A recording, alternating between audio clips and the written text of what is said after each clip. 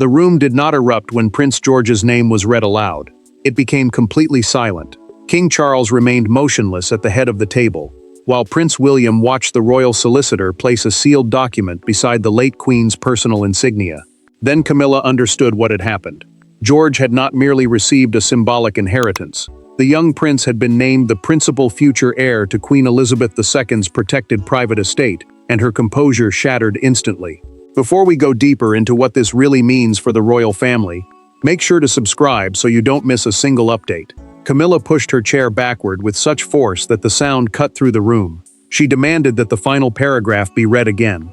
The solicitor obeyed, explaining that a private estate meant property owned personally by the late monarch, separate from assets held for the nation. That distinction mattered, because these residences, heirlooms, archives, and investments could be directed by Elizabeth's own wishes. William kept his eyes on the document. Pride rose in him, but dread followed. His grandmother had trusted George with more than wealth. She had placed memory, duty, and family history into the hands of a boy still learning what it meant to stand in line for the throne. The prince knew instantly that his son had become the center of a struggle he had never asked to enter. Camilla heard something harsher. She believed the decision reduced her to a temporary presence, welcome beside Charles but untrusted beyond him. The Queen Consort asked whether George would eventually control protected holdings. The solicitor answered that he would serve as principal custodian, meaning the person responsible for preserving and managing those assets, when the trustees judged him ready. Charles watched her face harden. The king could have interrupted, softened the language, or delayed the meeting. He did none of those things. Instead, he allowed the solicitor to reveal that Elizabeth had approved the controlling provisions before her death, and added safeguards preventing any reigning spouse from redirecting the estate. That sentence changed everything. Camilla understood that the protections were not precautions. They were written tightly enough to keep her from shaping decisions she had expected to influence through her husband. She turned toward Charles and asked whether he had known. He hesitated. William saw the answer land before a word was spoken. Camilla had entered the room believing the estate remained within the monarch's control, but Charles's silence exposed a wound.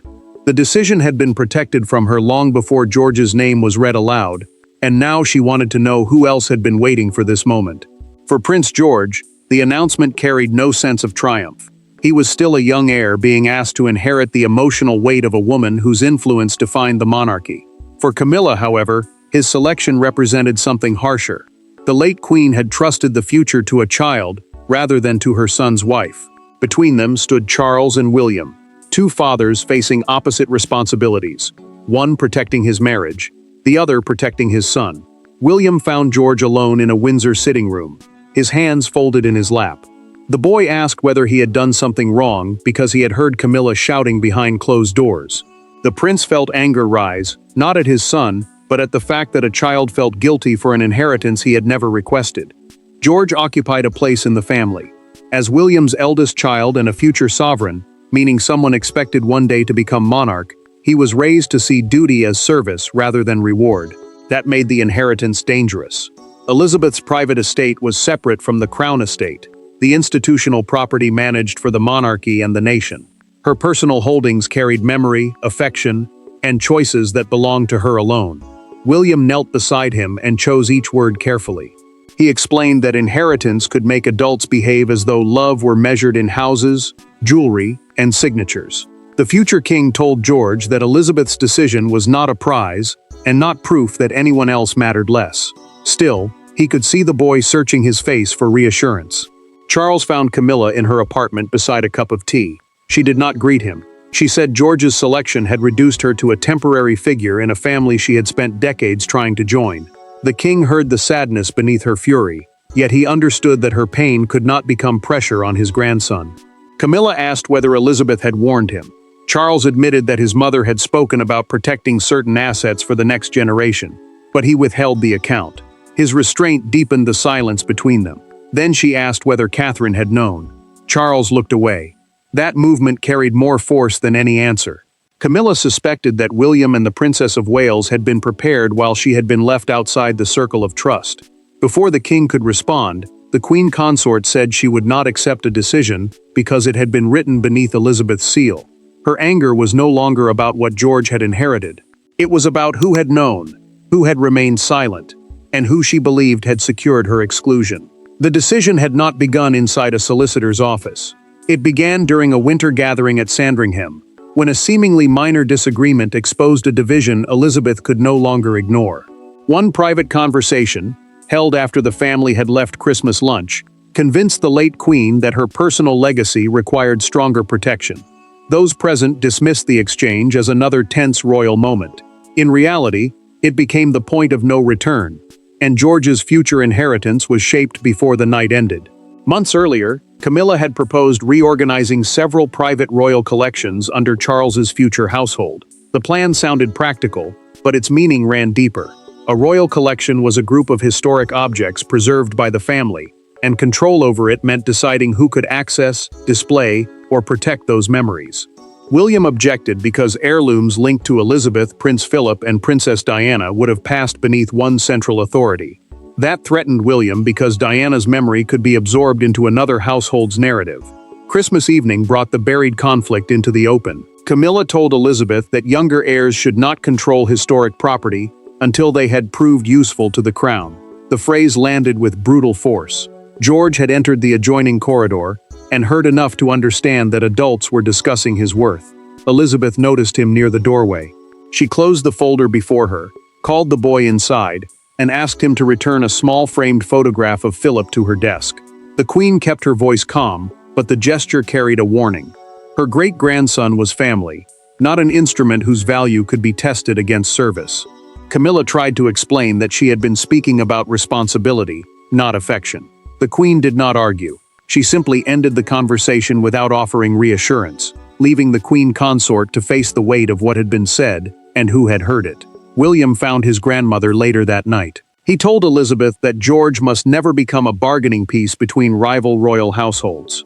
The prince spoke as a father, not as an heir, and she promised that the boy would be protected from every struggle surrounding property, status, and succession. Dawn changed everything. Elizabeth summoned her private solicitor, the lawyer trusted to handle her personal affairs, and ordered a review of every asset vulnerable to redirection. A documented account from that meeting preserved her handwritten instruction. Stewardship must pass to the generation that would carry the monarchy beyond the conflicts of the present. Camilla eventually learned that her own words at Sandringham had helped create the arrangement she now wanted undone. Embarrassment hardened into fury, and she demanded a confrontation with William himself. No aides were allowed inside. No private secretary remained to soften the language. When Camilla entered the king's library, William was already standing beside the fireplace, and Charles had positioned himself between them like a man anticipating an impact. The Queen consort did not ask whether George deserved the estate. She accused the prince of engineering the decision through Elizabeth. William answered with a restraint that made her angrier, because behind his calmness stood one immovable fact. The document was valid. Camilla had demanded the meeting after learning that William discussed George's future responsibilities with Elizabeth before the safeguards were finalized. Charles agreed, but he barred lawyers and courtiers, the palace officials who normally advise and protect senior royals.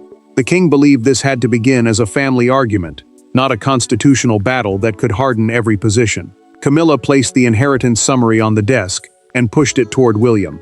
She demanded that he admit he had used George's place in the succession to isolate her from the monarchy's future. The prince refused to rise to the accusation.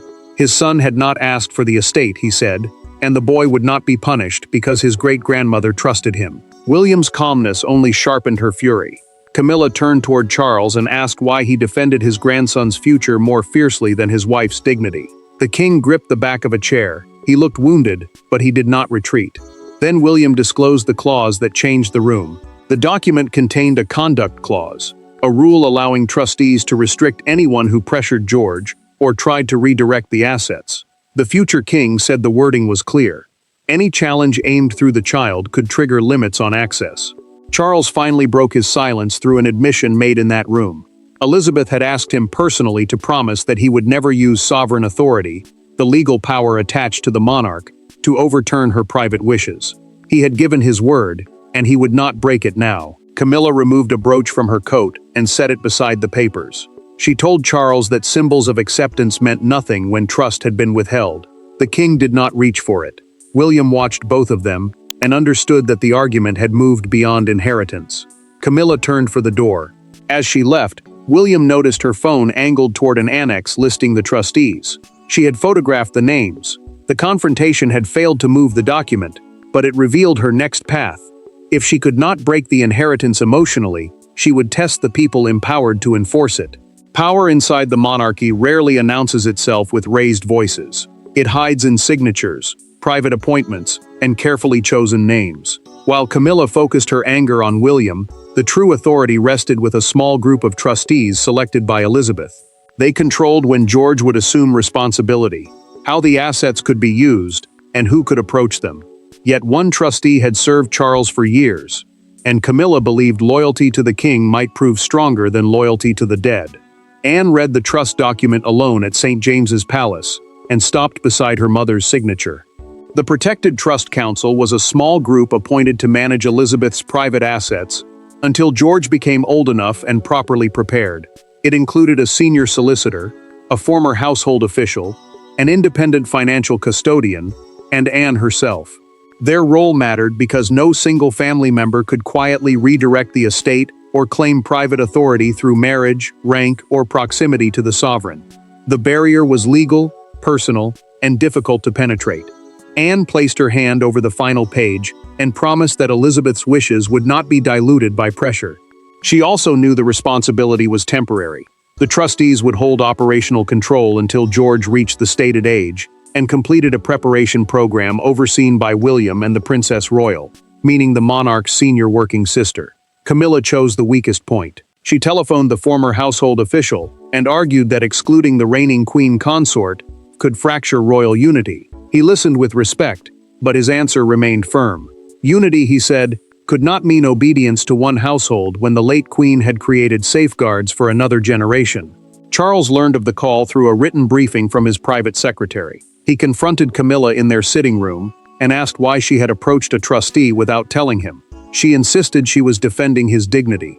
The king answered that she was challenging a promise he had made to his mother. Then the threat became measurable. The Trust Council received requests for internal valuations of residences, jewelry, and private collections covered by the arrangement. A documented audit traced those requests to an advisor inside Camilla's household. Her anger had become an organized search for weakness. Anne arrived at Clarence's house carrying the original trustee register. She placed it before Charles and asked whether he would protect the trust publicly or let uncertainty destroy it privately. The king stared at Elizabeth's signature, then gave his sister authority to freeze every unauthorized request. That decision changed the conflict at once. Charles had chosen enforcement over compromise, and Camilla's household was about to lose privileges it had assumed were secure. The fallout did not arrive through a grand proclamation. It appeared in small, unmistakable losses. A keycard stopped opening an archive room. A planned jewelry inspection vanished from the diary. Staff members who once answered Camilla's household immediately began referring requests to Anne.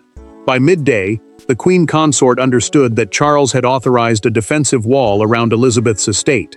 Her anger had not brought her closer to the inheritance. It had pushed her further away from it. Anne acted first. She suspended Camilla's household from rooms, catalogs, valuations, and records tied to the protected estate. The order carried no accusation, yet felt severe. These records identified what Elizabeth owned, where it was held, and who could influence its future. Control over them meant control over knowledge, and Anne was closing that door. William moved quickly. He instructed George's security and household team to block every discussion of the inheritance unless both parents approved it. The prince knew why that mattered. A child hearing adults argue over his name could confuse duty with blame, and George had already asked whether the conflict was his fault. Camilla tested her access at Windsor and heard the lock refuse her card. A staff member explained that entry now required Anne's written approval. The queen consort said nothing. She removed the card from its ribbon and closed her hand around it until her knuckles whitened.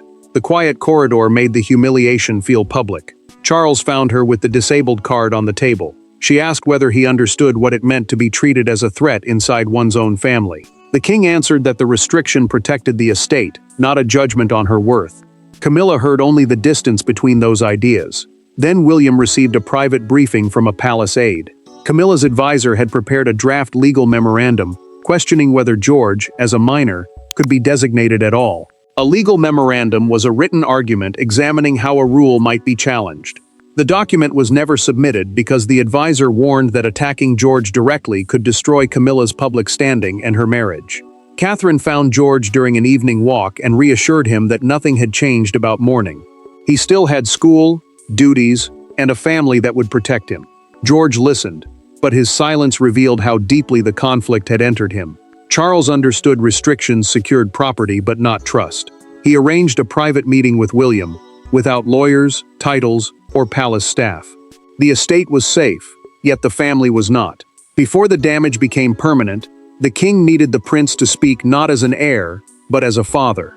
Late that evening, Charles and William met without secretaries, security briefings, or documents between them.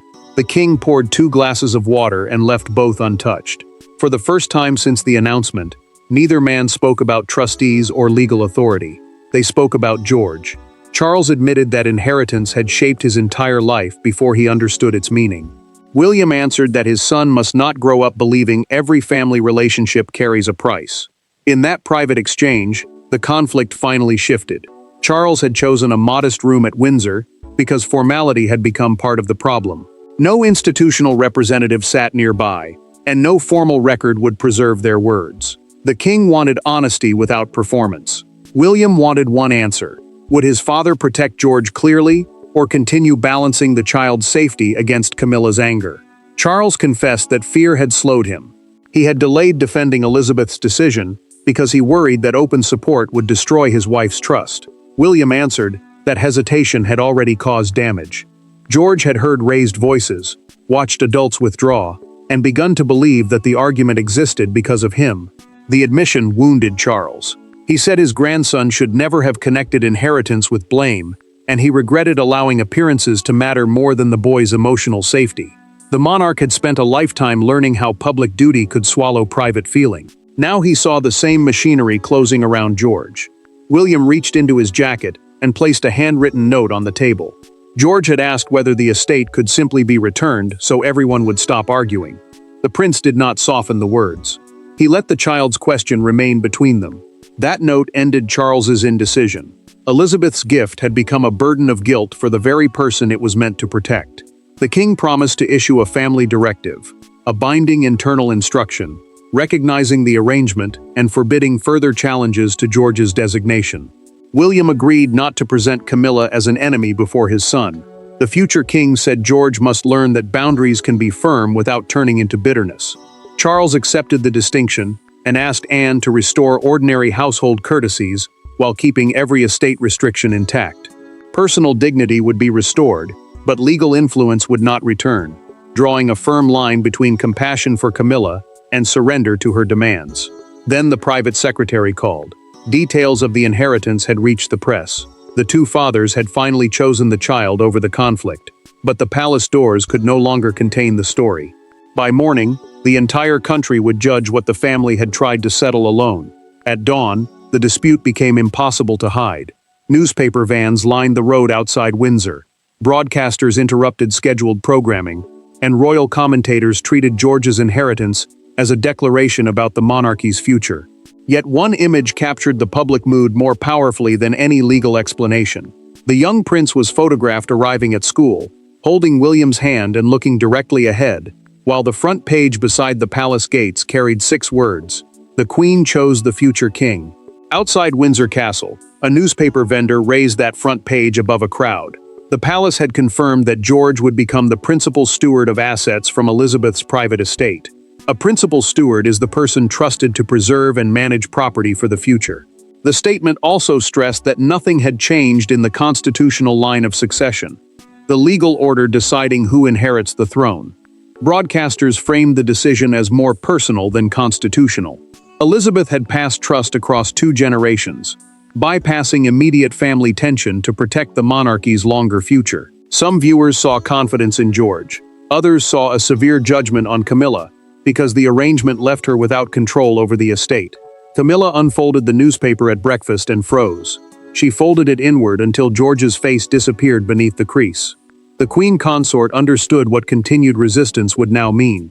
Every fresh objection would make a child appear to be her rival, and every legal challenge would deepen that image before the public. Charles told her the palace statement would defend the inheritance without humiliating her. The king said no briefing would accuse her, and no spokesman would discuss private arguments. Camilla answered that humiliation had already happened. Still, she no longer wanted George to carry responsibility for her anger. William faced the sharper test hours later. Reporters waited at a public engagement, and one called out whether Camilla had tried to overturn his son's inheritance. The prince paused, then refused the invitation to attack her. He said Elizabeth's private wishes would be honored, and George would remain protected from speculation until he was old enough to understand his responsibilities. That answer changed the temperature. William had defended his son without turning Camilla into an enemy, and she heard the statement through a recorded broadcast inside the palace. The restraint left her with nowhere to hide from her own choices. Camilla requested one final private meeting with William and Catherine. She no longer wanted to challenge the estate. She wanted to end the conflict on terms the family could survive. Public scrutiny had removed every hiding place, leaving her one final choice: preserve wounded pride or protect her relationship with the future king. The final meeting was quieter than the explosion that began the crisis. Camilla entered without advisors and found Charles, William, and Catherine waiting beside the document that had divided them. She did not demand another reading. She did not question the trustees or challenge Elizabeth's judgment. Instead, she acknowledged that George had become trapped inside a battle he never created. The estate would remain his. Her authority over it would not be restored. But the family still had one inheritance to protect: its humanity. Charles spoke first. He confirmed that Elizabeth's estate provisions were permanent, legally protected, and accepted by every relevant family member. An estate provision was a binding instruction controlling how private property would be managed and transferred. The king made the boundary unmistakable. No household, spouse, or advisor would reopen the decision. George would not control the assets while young. William, Catherine, Anne, and the trustees would prepare him slowly for stewardship, meaning the duty of protecting property for those who come after. That mattered because the inheritance could not consume his childhood or turn family memory into fear. Camilla looked directly at William. She admitted that her first reaction had come from feeling erased, not from believing George was unworthy. The queen consort said she had mistaken exclusion from control for exclusion from the family. William accepted the admission, but he drew one final line. His son could never again be used as leverage in a struggle over position, property, or royal relevance. The prince spoke without anger, yet the warning carried the force of a promise. Catherine told Camilla that George did not need an apology filled with legal language. He needed to know she was not angry with him. The princess watched as the older woman took out paper and wrote a short note. Camilla placed the message inside a plain envelope and handed it to William. She told George that Elizabeth's trust was not something he had stolen, but something he must one day honor. The future king delivered it privately.